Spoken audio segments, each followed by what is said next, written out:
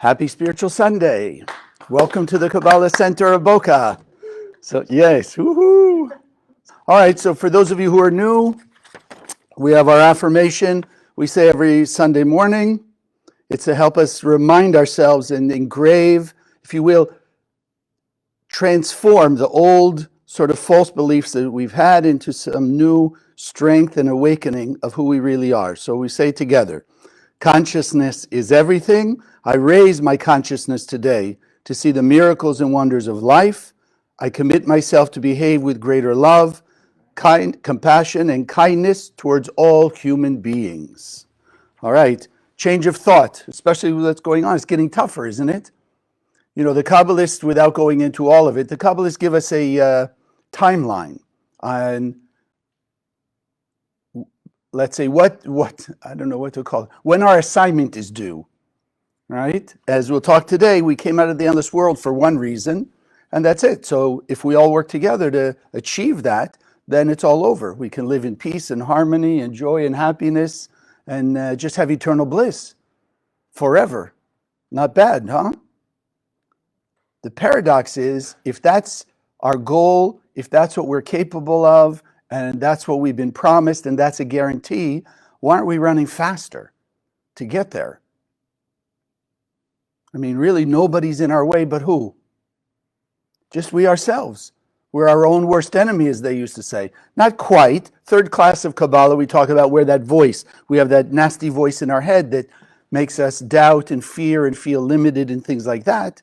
Okay, but that's our only obstacle. It's not people out there. No person really is our obstacle. And in simple terms, if you look at history and you look at, various success stories, you see people have overcome everything. I mean, I remember seeing a couple years back, there was a guy who was born with no arms, no legs, or, like stubs, basically. Yet he's a motivational speaker. He goes out, he swims, he does all kinds of stuff. And then you have people like Karen, my teacher used to say, Karen Berg used to say, and then you have people with 2 arms, 2 legs, and they feel, they're depressed, they're at home, they don't leave their house, they feel they can't achieve anything, and they've got all the advantages. So we understand consciousness is everything. Until we change our consciousness, we're going to be limited in various ways and or just slow at achieving our goal. So let's start with something we all want to have. We all have in various ways we'll talk about, but relationships. Anyone here interested in relationships? Yeah, okay. Any of you online interested in relationships? Let's see. I usually don't look, but let's see if there's any comments. Anyone interested in relationships? Yes, I'm waiting for you to type it on the chat here. Yeah, raise your hand. Just say yes. Nobody wants to commit. Isn't that the problem? Nobody wants to commit. Oh, here we go. Yes. Oh, now we've got it. Of course. We have somebody, like maybe. Okay, great. Because it's interesting, if you think, if we look back at our lives, some of the happiest times we have is related to relationships, and some of the most painful experiences we have related to relationships. So it just came up in my mind. I said, this week, let's talk about relationships, just sort of straight out and simple. So the first question, if consciousness is everything, let's reconsider why are there relationships? Why do we need relationships? Why can't we? And there are people who try and avoid it. No, there's various teachings that essentially go isolate yourself somewhere and just commune with the universe. Okay, you could call that a relationship with the universe, but not really with people, right? They're all by themselves. They're trying to hide from people. Why? Because people can sometimes, in the 5 sense illusionary aspect, people can be the things that make us feel the worst, right? We feel the best sometimes with great relationships, and people can feel terrible, the heart broken and discouraged and all those things when relationships don't work out. So let's start to think from at least the Kabbalah point of view, and if you've taken any of our classes, we will basically tell you, don't believe what we say, but don't disbelieve.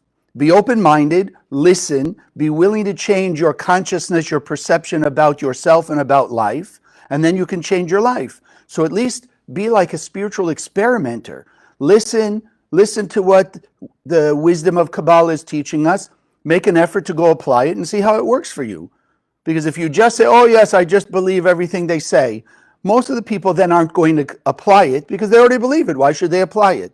But if you don't apply it, you don't get the benefit.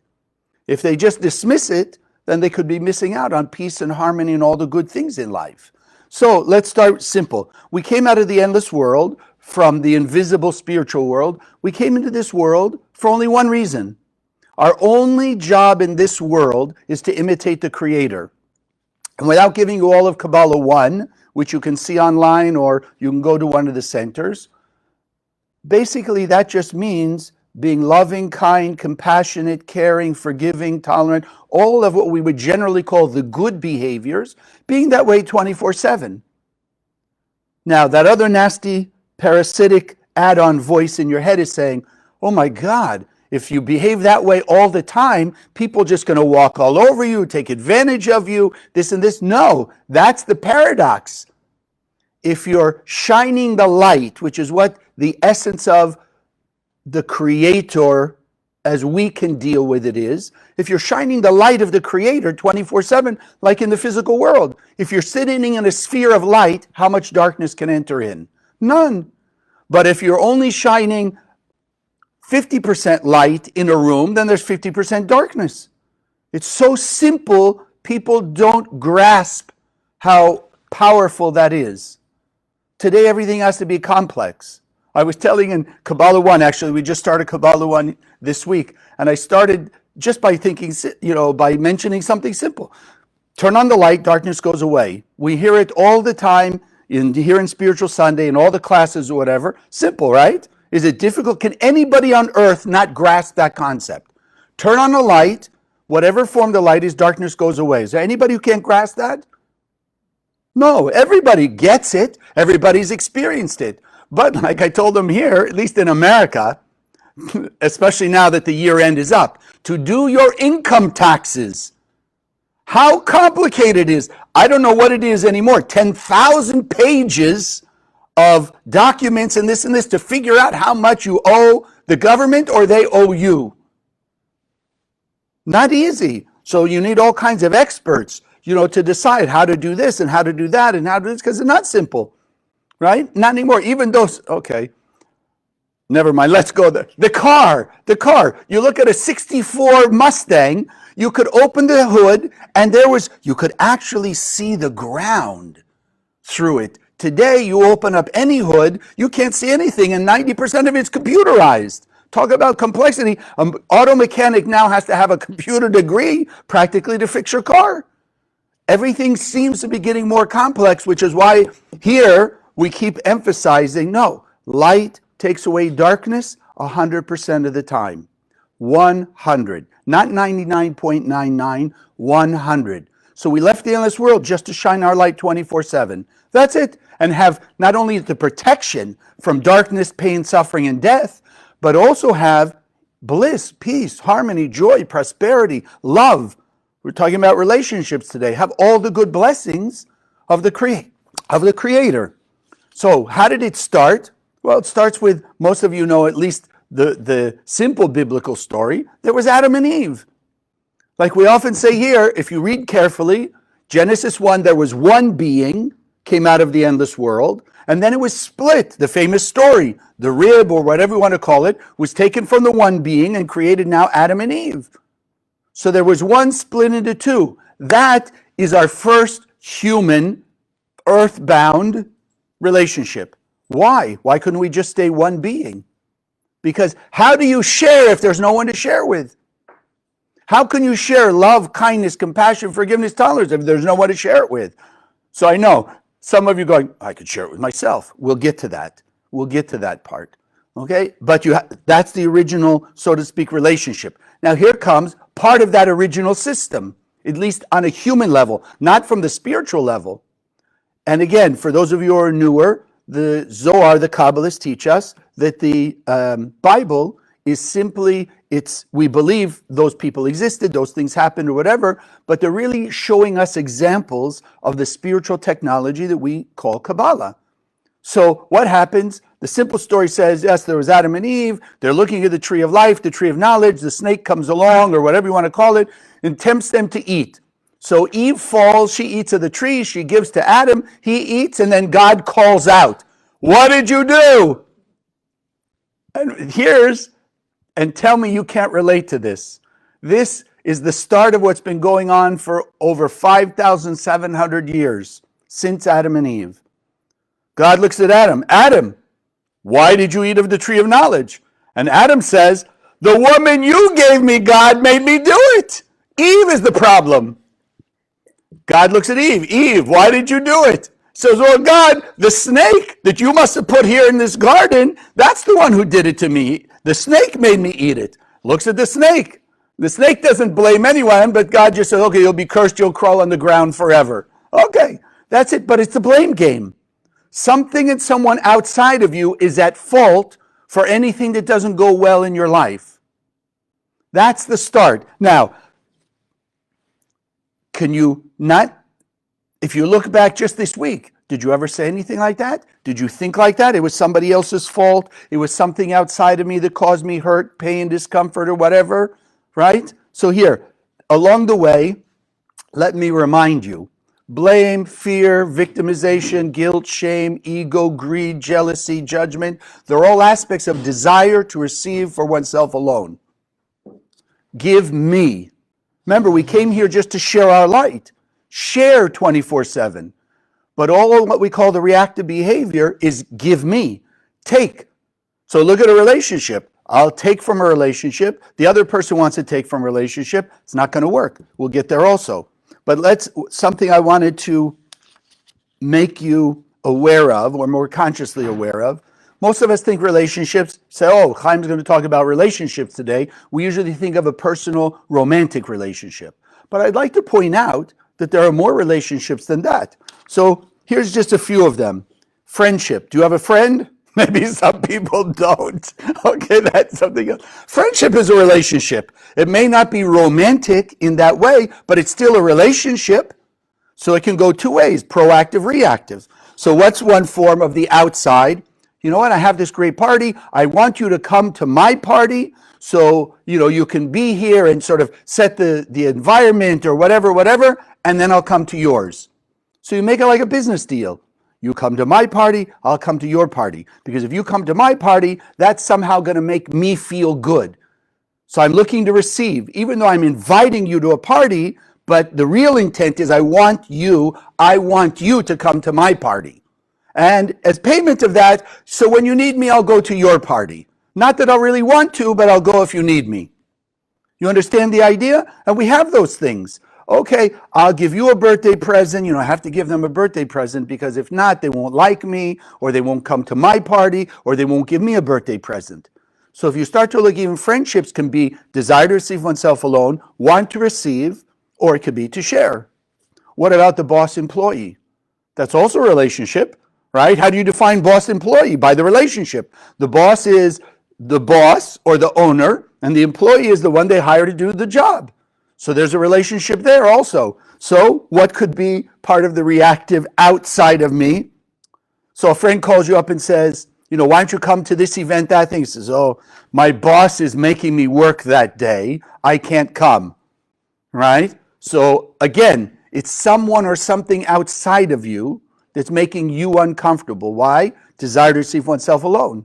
Frustration, anger, resentment is also desire to receive oneself alone. I want to go out there, but I can't do it because of them. No, choose. If you want to go to the beach, go. Okay. So you're already saying, yeah, but you'll lose the job. Okay. Then at least accept you want the job and go do something good in the job. Enjoy having the job because it pays your bills or whatever it is. So at least shine light while you're doing the job.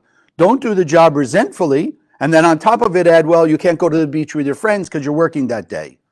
This is how that voice we call the opponent keeps fighting us here in the consciousness. And then we end up with all the frustration and the hurt and the rest of it. What about parent-children? Tough one. but it's also a relationship, right? It's a relationship. But the same kind of thing. The kid, what do you think? Kids, as all of us, generally, our inherent nature is we want, but it can be want selfishly. So you get a kid not getting his way or her way, looks at the parent and says, I wish you were like Bobby's mom. I wish you were like Danny's father. Danny's father lets him do blah, blah, blah, whatever it is. Again, it's my desire to deceive oneself alone, just acting out and blaming someone outside of themselves for whatever their lot in life is, for whatever the issue of the moment is. And then, of course, one of my favorites, you drive down the street. The cars around you. Are you not in a relationship with those cars? Of course you are.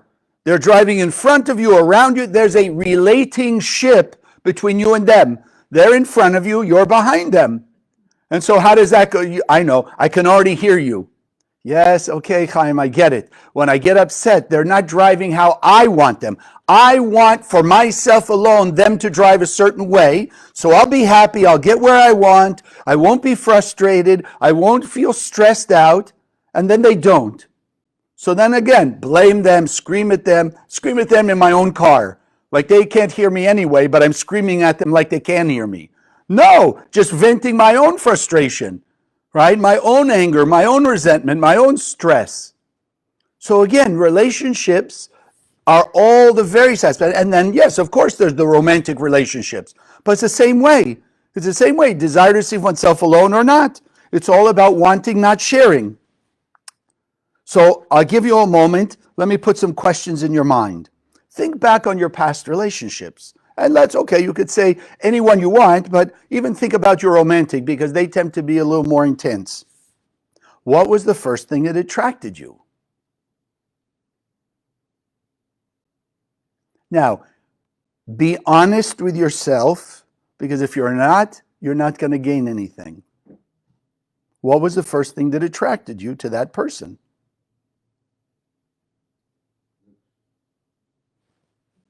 Okay, whatever it is, just think.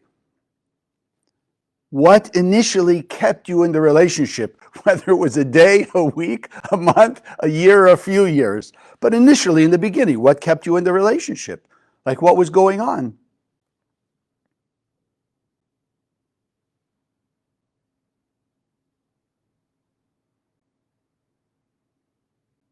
And then think from your point of view, from your perspective, in your mind, what brought the relationship to an end?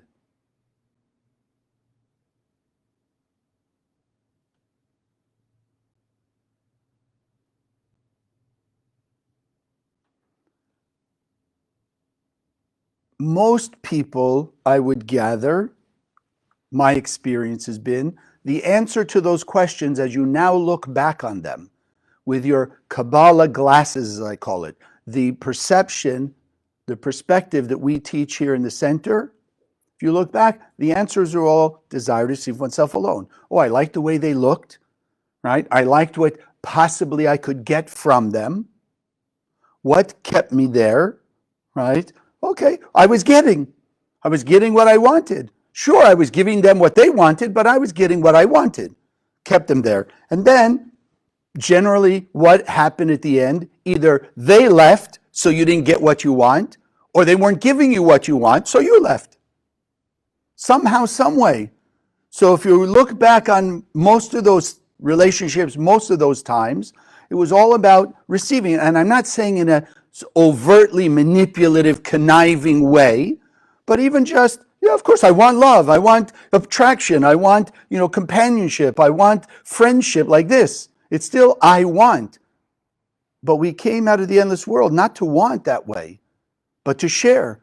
Because only through sharing our light and making it manifest can we really experience lasting fulfillment, good relationships. So no wonder the world is in the state of chaos and relationships of all the forms are in chaos. Because people are looking just to get. And when they don't get, some way, shape, or form, they're blaming everybody else. The sadness, the victim, etc. Okay, now, example from the Bible. And again, the Bible gives us physical things that happened, What you and I learned from the Zohar, from Kabbalah, is how to see through the physical part and understand the spiritual technology and laws of the universe that they're using so that we can do the same thing. It's like, in years past, I don't know if it's still there, but people would see, Joe Smith went from rags to riches. And so Joe Smith wrote a book on how he did it. So yeah, you could see physically Joe Smith went from rags to riches. That's a fact.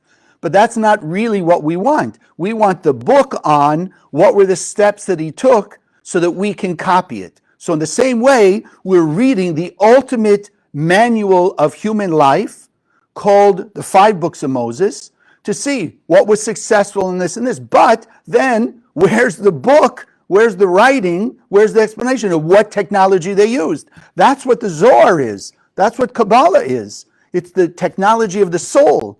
What they did was the external part.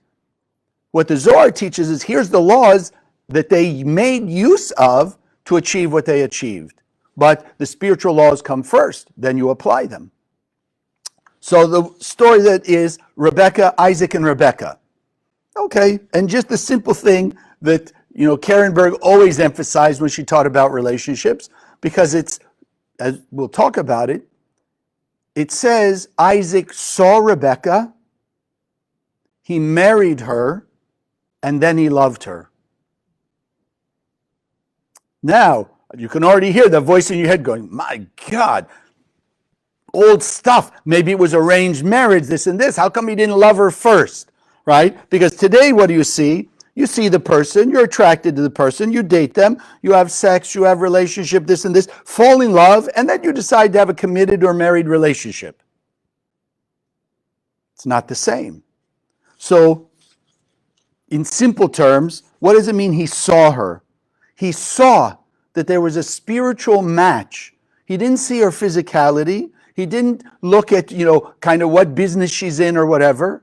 He saw that she had this similar spiritual thinking, consciousness that he had. Because if you don't have a spiritual match, then it can't be long lasting. Because spiritual related to the light, and only the light is infinite. The car, the house, even the physicality. So a person plays tennis, maybe they can only play tennis so long, and at some point they're not going to play as much or whatever. So if tennis is the basis of the relationship, and then they stop playing tennis, is that the end of the relationship? Yeah, in certain ways for a lot of people. So he saw they had the same spiritual goals. They wanted to do the same thing, achieve the same thing spiritually for the world. So he saw her. Then he married her. So marriage, Kabbalistically, is not just the ceremony. The idea of marriage is actually using Kabbalistic technology to bond the souls together. Almost like, if you will, like a spiritual contract, but again, on the soul level.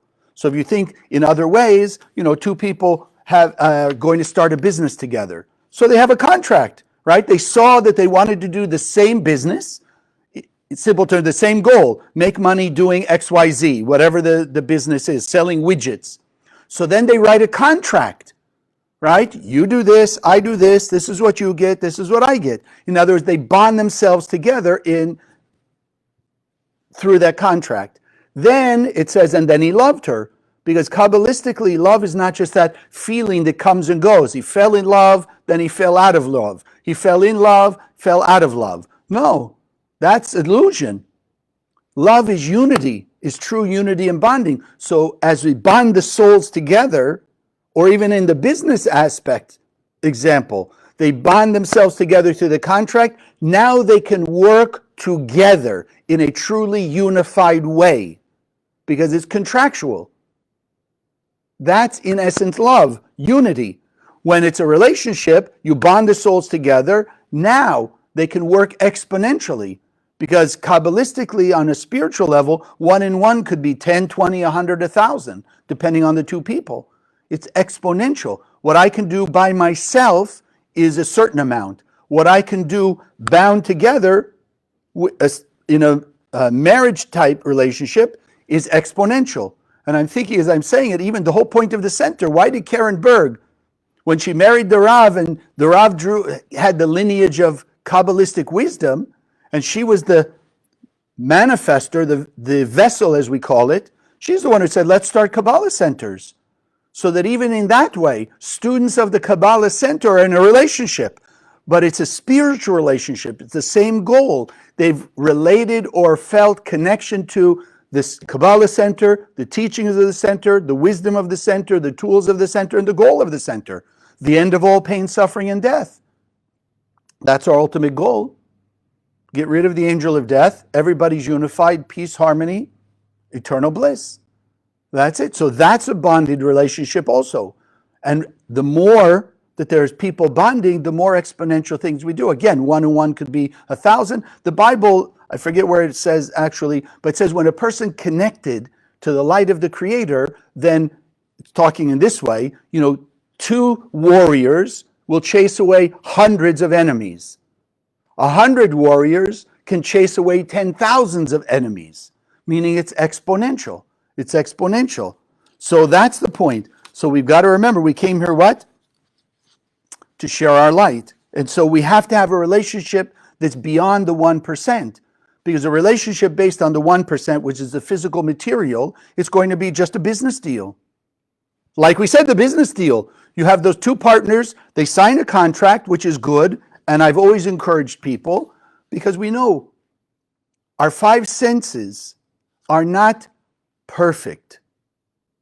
That's why we have magic shows, illusions, that you don't see exactly what's there, things like that. So I've always told people, if you're going to enter into a business with somebody, even in the center, write a contract.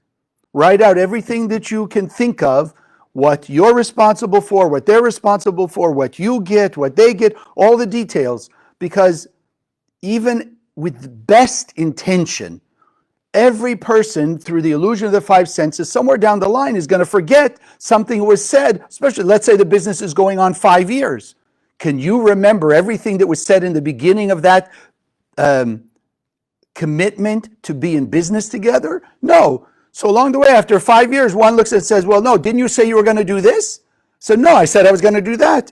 You go back to the contract. It's easy to see. It's not going to be a fight and an argument, because that wasn't the intention of the people. They just forgot. I thought you said X, and they said, no, I said A. You look at the contract, it's written out.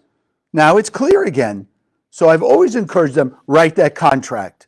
Write that contract. So then in the same way, you have to have that sort of spiritual contract. We are bound together with the same spiritual goal, the same spiritual intent. So a spiritual relationship has to be based on what? Shining light.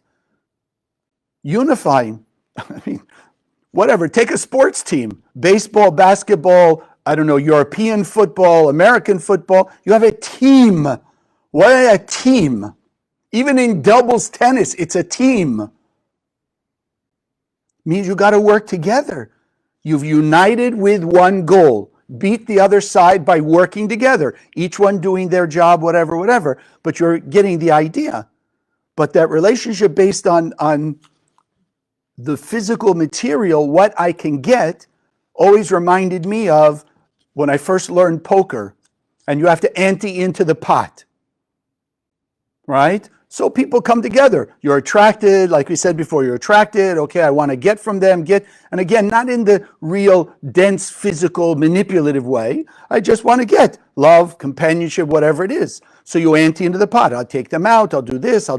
So you put a certain amount in the pot, and then the relationship starts, and this one takes a little bit, this one takes a little bit, this one takes a little bit, this one takes a little bit like this, and pretty soon the pot's empty. And what happens when the pot's empty? That's the end of the relationship. It can go nicely, it can go not so nicely, but it's still based on what's in the pot.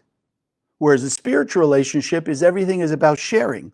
And if it's about sharing, then the true consciousness, I'm sharing unconditionally. That doesn't mean I let people take advantage of me, because that's also not sharing.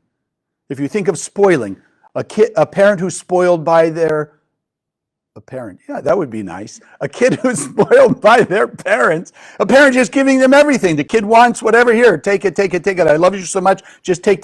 That's not real sharing, because the child will never learn how to earn a living, how to, earn a grade in school, how to earn anything. And then as they grow up, they won't be very successful in life. So you can't call that real sharing. Sure, in the first moment, you think the kid doesn't think it's sharing. Mom, I want a car. Here's a car. Here, I want this. Here, take it. Oh, my parents are real sharing. Of course they're going to think that. But in the long run, it's not real sharing. So when you're sharing your light with whatever form of relationship it is, your romantic partner, but if you're sharing your light, the light getting brighter because you're sharing it will help you see, does that relationship grow because you're both looking in the spiritual way? Or sometimes it does happen. As one person in that 1% relationship starts to become more spiritual and turn on the light and grow out of the receiving part, desire to receive oneself alone, then there becomes a difference, a distinction. Because then they become more aware. Oh my God, I used to be desire to receive oneself alone. I was taking from the anti-pot. But now that I'm trying to put in, I see they're just taking. So I'm putting in, they're taking. I'm putting in, they're taking. That doesn't bode very well for a long-term relationship. So then as you grow spiritually, sometimes you see, yeah, you grow apart. That's okay, but it will grow peacefully. It'll grow with harmony inside the person who's growing, because the light is always bringing harmony. The other person, if they're not growing along with it, yeah, they may not like it. They may feel hurt. They may feel left out. That's their side. They're taking it personally. It's not you're giving it personally. That's how they decided to take it. Okay, that's their free will. But from your side, it's about sharing. And the beauty of that is, once you start to share, like attracts like. So if you're truly growing and sharing more light unconditionally in all the Kabbalistic ways, then yes, if they're not, you'll part ways, but at the same time, you're beginning to attract more things that are on that light path. More people, more experiences that are filled with light, rather than experiences that are filled with temporary gratification, short-term fulfillment. You go to a party. I mean, people go to the party all the time. They have a great time at the party, then they walk out. They walk away from the party, and then what? Okay, it was nice, but now what? Back to the same thing they were before. Temporary fulfillment. All reactive behaviors, temporary fulfillment.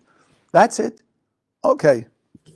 So now, go a little deeper, as I'll call it, so wait till the end.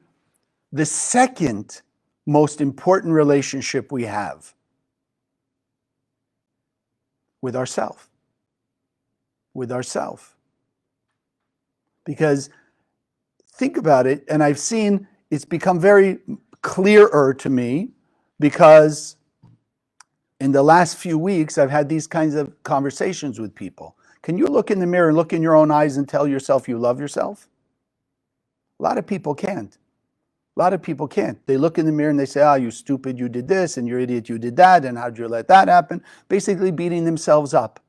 And even spiritual people sometimes fall into that trap. Like I told this one person, 100% is 100%. The Creator gave us 100%.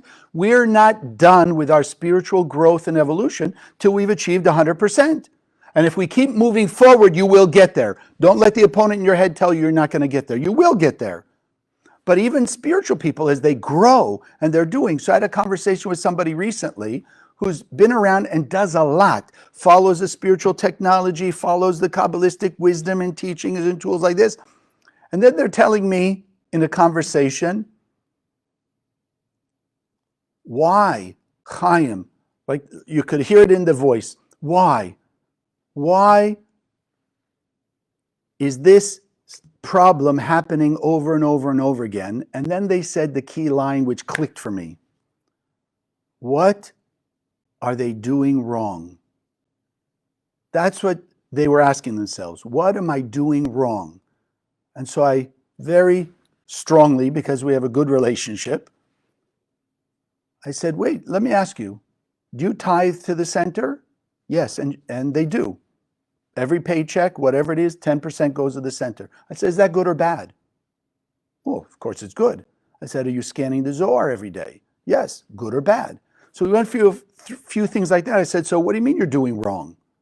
You're doing all the good stuff. You're doing all the right stuff. Remember, until you get to the 100%, at 99%, you're having an amazing experience of life, but there's still 1% going that's still left to go.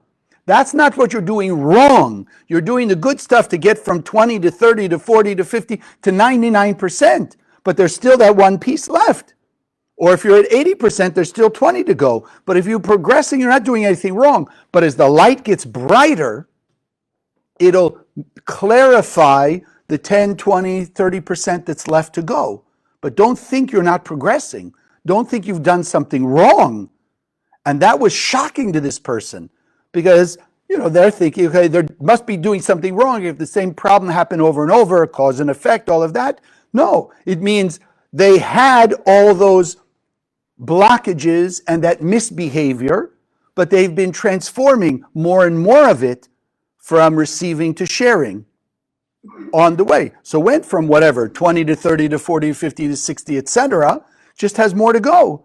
But it's the opponent in the head made this person think, oh, what are they doing wrong? So look in the mirror. How many times do you remind yourself, like we say here in Spiritual Sunday, I'm a pure and perfect being of light. I'm a pure and perfect being of light. How many times do you remind yourself of that? So start looking in the mirror, remind yourself of that.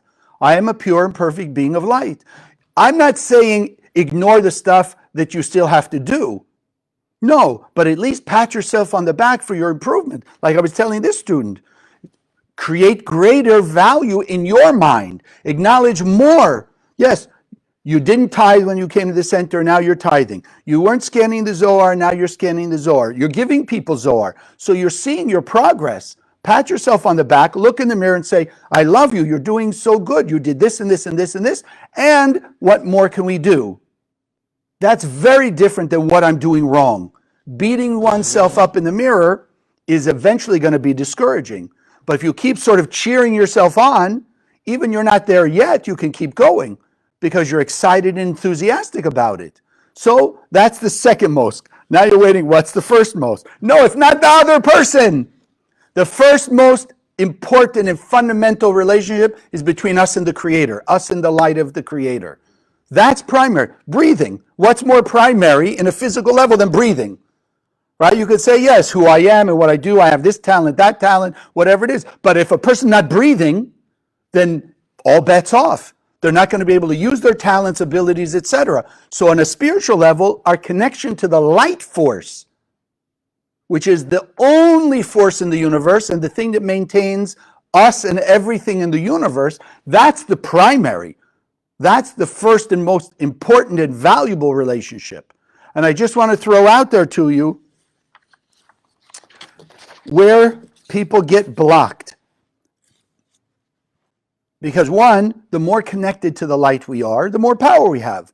Like I don't even know if I guess they still have them, dimmer switches. So in simple terms, your whatever, the lights in your room are 1,000 watts.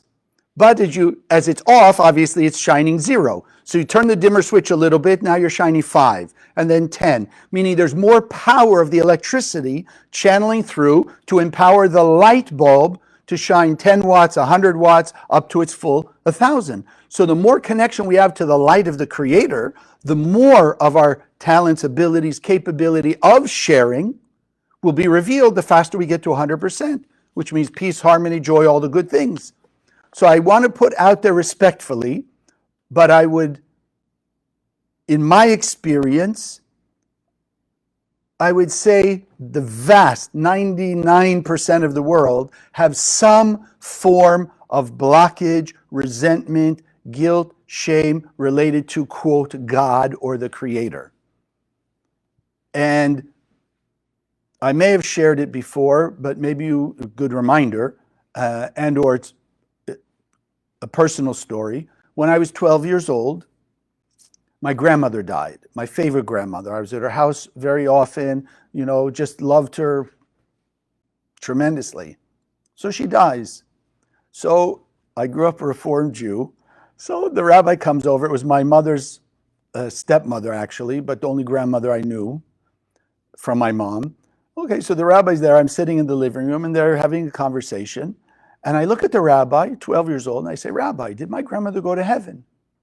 And the rabbi looks, he says, well, we're not sure, heaven, this and this. He says, our job is just to be good in this world because we don't know why God does what God does. And that was the conversation. It took me from 12, probably almost 40 years, I came to Kabbalah and I was blocked and I went into meditation and I remembered that experience. So it took me almost 40 years to realize at 12 years old, I built a resentment to God. Because when the rabbi said, well, we don't know why God does what God does, I heard the rabbi say, God killed my grandmother. So think in your life, whatever religion you grew up, even you say you grew up atheist. Okay, that doesn't mean you don't hear anything about God. Atheism itself, right? The disbelief in God. Why? Because generally people say, well, if God was out there and powerful, there wouldn't be the trouble in the world, etc. So there has to be some form of blockage, resentment, hurt, anger, guilt, shame, whatever you want to call it. So I had to go back in what we now are explicitly calling tikkun healing. I had to go back to my 12-year-old self and heal my 12-year-old self that's still inside of me, even to this day. Even though I healed it and I cured it, so to speak, but my 12-year-old's still inside me, right? Take your age and take 1 year off till you get down to 0. There's still all those yous inside you. Now, those can be like mine, the 12-year-old with resentment to God up until I healed it, or like now, it could be the 12-year-old that's good with the Creator, channeling the light, and therefore me at my age now, January 18, 2024, I'm receiving a flow of light from that spiritual vessel, light vessel, from my 12-year-old self. As opposed to being blocked and not getting light from it, I'm now getting light from it because I unblocked it. So I highly encourage you to think, really dig, and please don't ask yourself if you have a blockage to the Creator or whatever name you give it. Look for where is the blockage, how does it show up? A blockage doesn't mean you hate God or you're completely disconnected. No, but like this, I had a resentment, but I still had amazing miracles. I learned so much. I grew spiritually and all of this. So it wasn't a complete, like whatever. We have so many blood vessels. So if 1 or 2 are blocked, yeah, it's not something we want to happen. We want to unblock it, but 1 or 2 is not going to kill the person. You follow? Maybe a little uncomfortable. So in that same way, go back and unblock it. But look for how and where you have that resentment. Dig in for it. Because like me, once you find it and you can unblock it, then that flow of light now can flow to you and strengthen your consciousness and give you more, like we said, more power. Not only in relationships, but in your business, in how you drive down the street. In basically, I guess our whole life is a relationship with the light, with ourselves, with other people, with the cars. You go to the supermarket all by yourself. You're not by yourself. There's other shoppers. There's the workers of the thing. It's all a relationship, right? Their relationship is they work the store. Your relationship is you buy stuff and give them money before you walk out. It's still a relationship. So there's, in essence, nothing in our life that's not a relationship. You go sit in the park bench all by yourself at midnight, nobody's there. There's still a relationship with the earth, relationship with the park bench, relationship with the sun or the stars and the moon. And there's still relationships.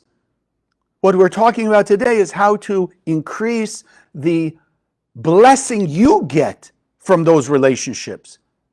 Because you can channel light out to the sun and the moon and the stars and the planets and the grass and the animals and everything else. The same way you can channel your light, shine your light out from your heart and soul to other people. It's all the same. Just 24/7, shining the light, shining the light, shining the light. That's it. So our relationships have to start with our connection to the light of the Creator. Then it flows through how we see ourselves, so we can open ourselves up to more and more of the light that's in us, acknowledging more and more of the pure and perfect being that's inside of us, because that's the key. Ultimately, our relationships are just our most powerful ways, technically our only way to manifest our light. And the more we're going to manifest our light through those interactions, by sharing our light with people, with the things around us, etc. Let's stick to people, most powerful, because people have free will. You want to manifest your light? Shine light on people. Kindness, love, forgiveness, tolerance. And remember, that doesn't mean that you're going to be taken advantage of. It's the opposite.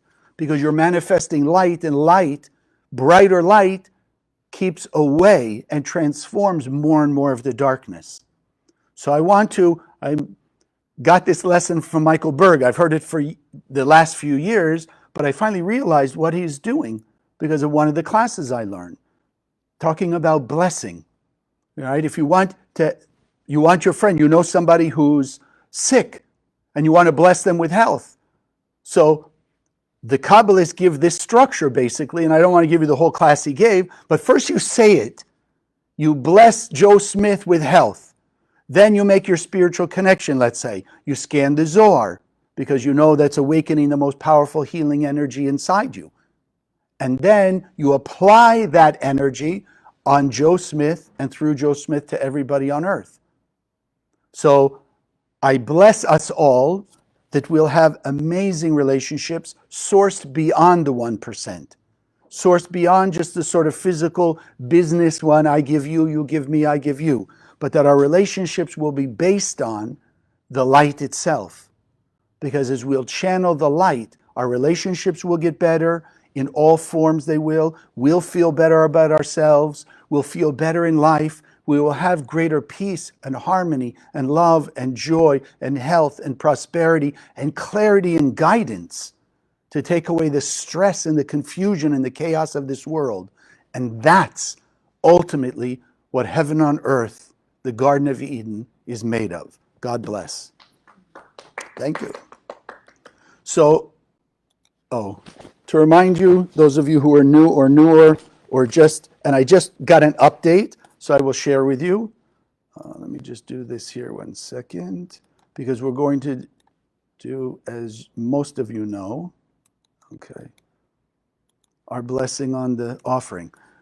Our ultimate mission, we mention almost every Sunday now, spreading the Zohar, whether it's the pocket-sized Zohar, whether it's the set of Zohar, the sacred Zohar, whatever it is, and we cannot do it without your help. So one, I want to appreciate all your support up to this point, the scholarship fund, the people who want to learn, who can't afford in the moment, and also the Zohar project. And the update is, and I've shared with you, I think even last week, all last year, because our project is going out to where there's trouble, where there's chaos, firemen, policemen, whatever, community centers, hospitals, things like that.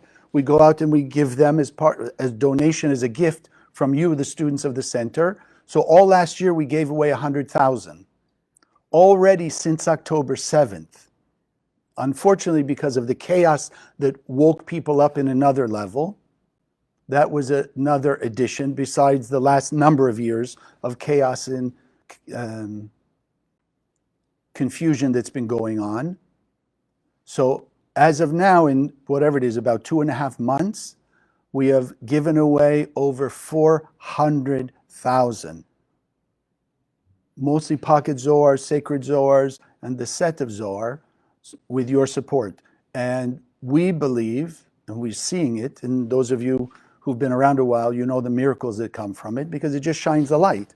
That's it. Like we're going to do our meditation here in a moment on one of the 72 names of God, right? Just shines light. So you carry it with you, you put it in your car, you have it in your backpack, you put it in your kid's backpack or whatever, you give it out, you know, even to the whatever, police, the police force, the firemen, things like that, they're protected. And we hear those stories. So with your support, we can finish the job. Our goal this year, and hopefully we'll supersede it in unexpected ways like what's happened in the last few months, but our goal is 1 million. 1 million Zohars to go out there as gifts from you and the other students of the center. So this is why we always take this time to, one, acknowledge and appreciate your contribution and take this time to bless it. So those of you here, you know, money is a vessel. Those of you online, I've posted the link. So you do the meditation with us, the blessing. Whoops, where did it go? Okay. Oh, here. Did I put it there? Come on. Okay. Great. Oh. Is it? Oh, there we go. Make sure, and then we'll do our blessing and our meditation. Oh, there we go. Okay, so it's there. So those of you here, those of you out on cyberspace with us, just hold your offering in your hand. And we know as a vessel, whatever you put in the vessel is what it will bring back to you and share with others. So we first and foremost want to just inject our love, our light, our gratitude for all the things in our life, for all that we've learned from the center, the transformation we've gone through, the greater peace, light, and blessings we've received that allows us to have what we have and to do what we do.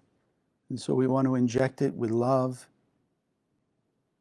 and with the consciousness of being one united soul on the spiritual internet, that we want to create an impact by spreading the Zohar, by spreading the light of the wisdom of Kabbalah through us out to every person on earth.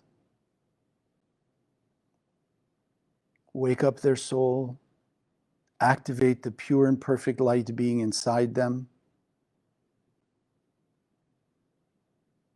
so that each person on earth will have a new awakening, a new revelation today of their true power to be a conduit of the light of the Creator, the acknowledgement that the light of the Creator is the only power and the only source of lasting fulfillment, and that we've been created to be a conduit, a pure conduit, flowing with the light of the Creator from above, through us, and out to the heart and soul of every person on earth. That as the light grows in strength and intensity, the darkness disappears simultaneously. And order replaces chaos. Forgiveness replaces resentment. And love replaces hate.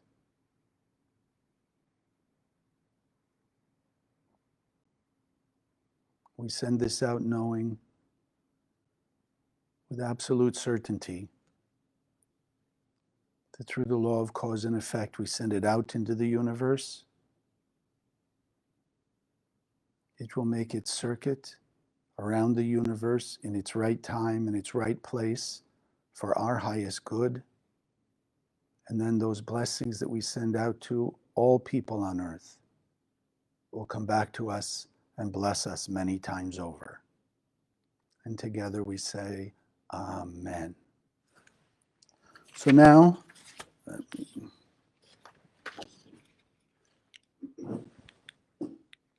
okay. So for those of you here, you see it. Those of you online, this is one of the 72 names of God. Yes, it does look like 3 Hebrew letters or Aramaic letters, and that's what they are. But we know that the Aramaic letters are actually conduits of the light of the Creator. Literally photons. They're the primal force of the light in this world. Like protons, neutrons, and electrons, so too are a photon, I guess is the easiest. Each one of these letters is a photon of the light of the Creator. And so, eyes being the window to the soul, our soul being programmed with the light of the Creator and all the goodness, it's up to us to awaken it, channel it, and manifest it for our blessing and others. So these are called, as you see, Mem, Chet, Yud. Mem, Chet, Yud.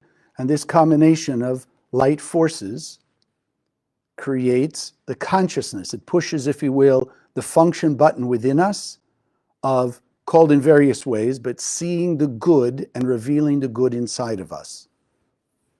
So it's allowing us to see ourselves as pure light beings. And the more we see ourselves as pure light beings, the easier it is to see through the bad or negative behavior of others, to not only see the light in their soul, but also to activate the light in their soul, which as it expands will take away their darkness the influence of the opponent, which is why you, me, and anyone does anything other than pure light behaviors. So just let the shapes be recorded in your mind's eye. Mem, Chet, Yud. Okay. I can ask you then, sit comfortably in your seat, feet flat on the floor, hands on your lap. Taking a few deep breaths, breathing in through your nose. Hold the breath for a moment. Exhale through your mouth. Breathe deep into the abdomen. Breathing in the light of God with the air. Let it flow head to toe, and then exhale, letting all the blockages, negativity, stress, tension disappear, be expelled from you.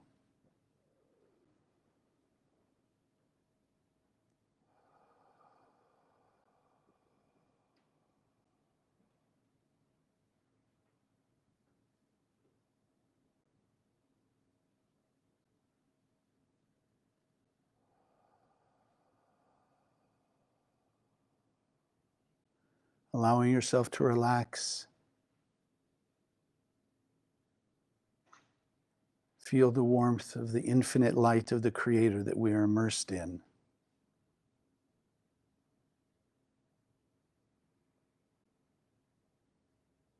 Feeling that warmth, that embrace of unconditional love. It's always shining from the upper worlds to this world, to us and through us. As you're relaxing, allow yourself to focus on that light, the presence of the infinite light, the power of the infinite light.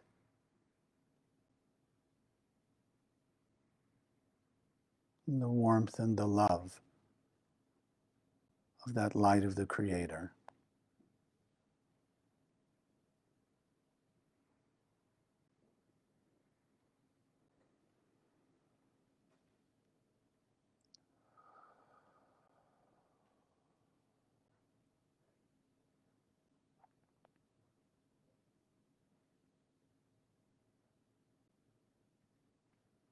And together we envision, just above our heads, this name of God, built of the 3 nanoparticles of light, Mem, Chet, Yud.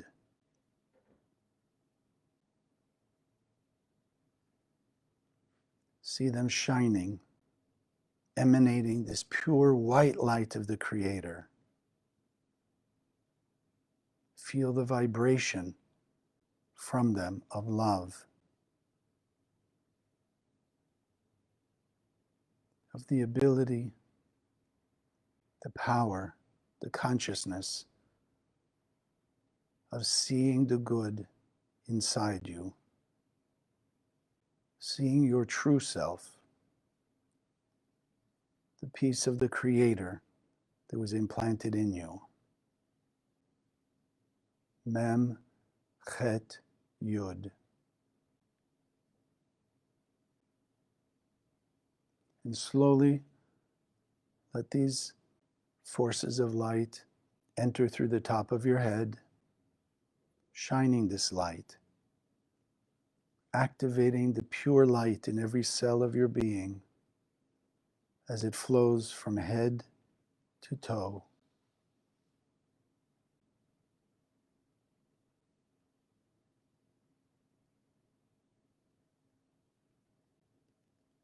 Feel, see that light of the image and likeness of the Creator, the Tselem Elokim,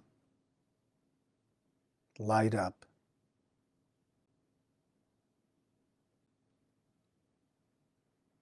Feel that vibration. Notice the darkness is dissipating.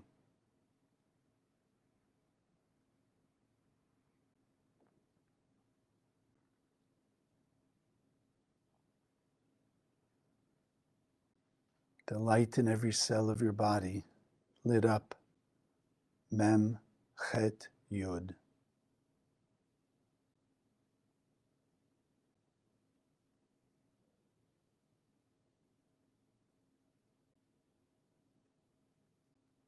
And now let this name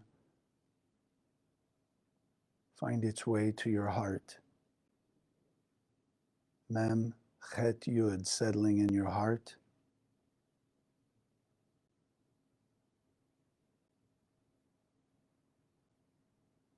That you feel more love for yourself, true love, love of the Creator, love as the Creator.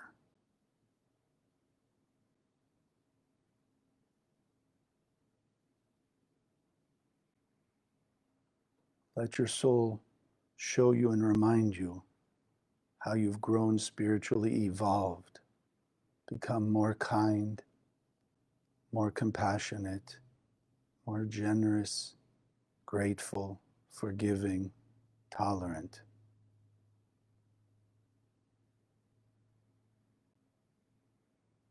Yes, there's more to go. Acknowledge how far you've come up to this point. Strengthen your desire to speed your process to its completion.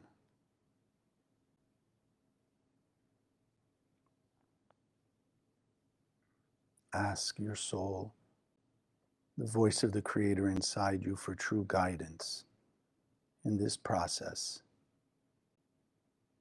to reveal all the rest of the light that's inside you.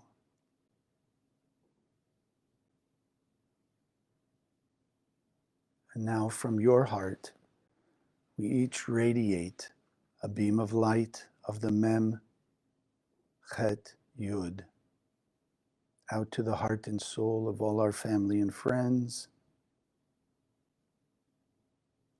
awakening and raising their awareness of the pure light inside them, the reality that they are also pure and perfect beings of light, that they can use that light that's in their soul to shine out through their relationships, removing their darkness, their blockages, enhancing their relationships and their fulfillment in life.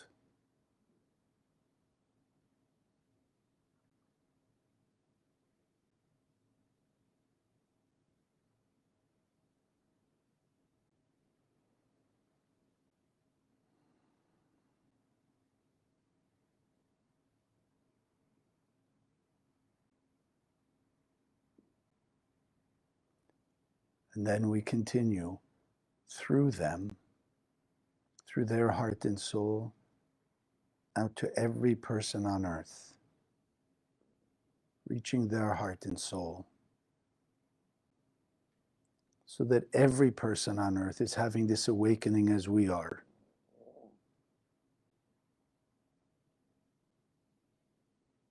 That even if there's resistance inside them,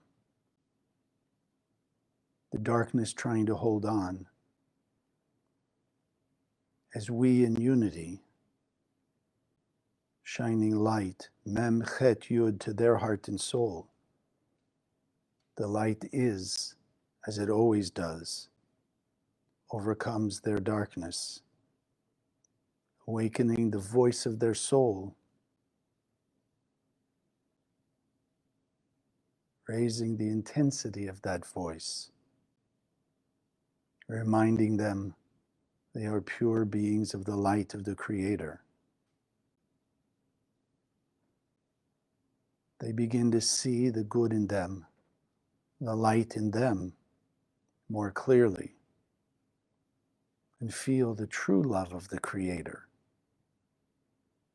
for them and through them to others.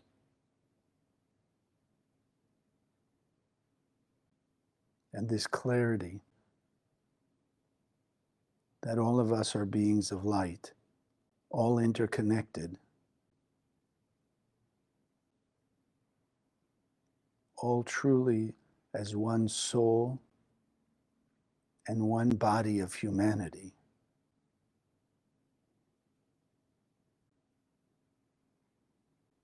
Strengthens and raises our desire to only do good for others, to share our light unconditionally,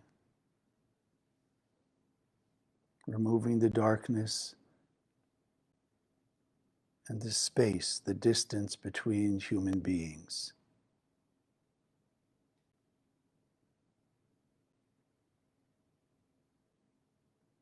That love and care are the only connections we have to each other.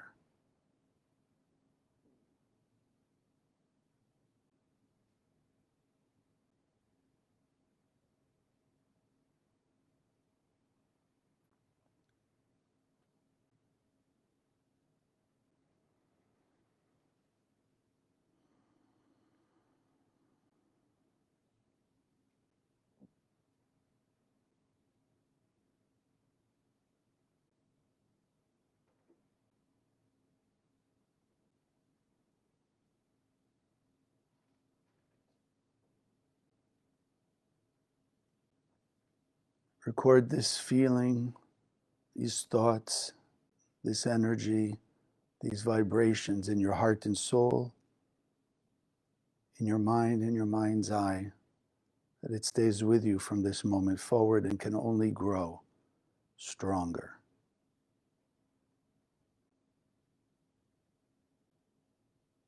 We take one more deep breath, solidifying, anchoring it inside of us, and then slowly exhale and open your eyes.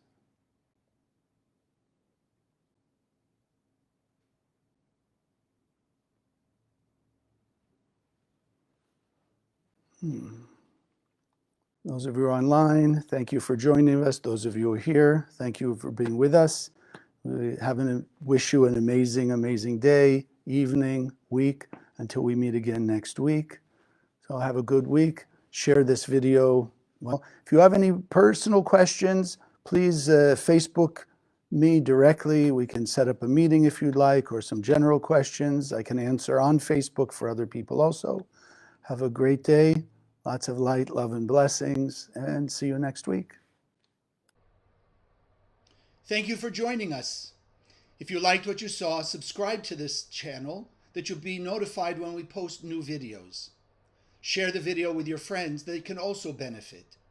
And check out the website, www.kabbalah.com, that's Kabbalah, for hundreds of articles and classes. Wish you an amazing day, and God bless.